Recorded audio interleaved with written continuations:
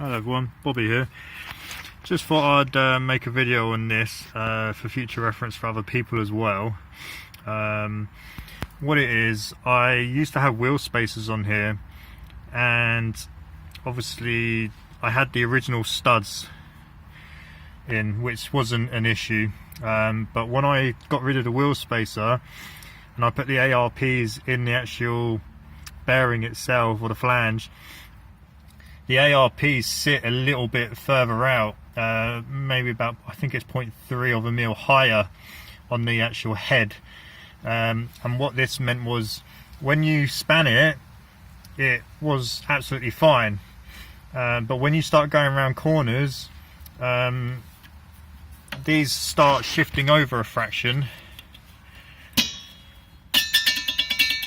and then you get a slight bit of knocking, which was a bit of an annoyance.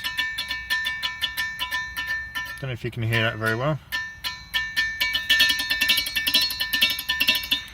And that made things annoying, because you'd go around one corner, it would be worse than the other, and it had to be fixed. I could have machined down the head slightly on the ARPs. See, that one jams. But I didn't really want to start machining bolts on the head. I mean, it probably won't make a difference in strength from the head side. But what I opted to do in the end was I've made some spacers. So what I'm going to do is space the hub bearing out. It's only 2mm, so it's not a huge amount. It's just enough so when these are fully out, there's going to be a nicer gap between these two surfaces. These are original springs, so they're not aftermarket springs, so that's not the issue, and I've confirmed them with aftermarket springs, and in actual fact there is no difference in them. I got some AP or Lockheed Martin spring kit, and they're all exactly the same.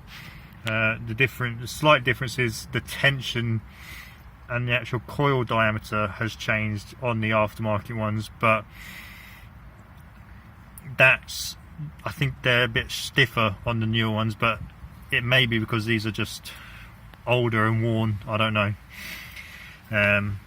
So when I do this, it's going to leave me with 2mm pushing the brake disc out, so I also had to think about how I'm doing that.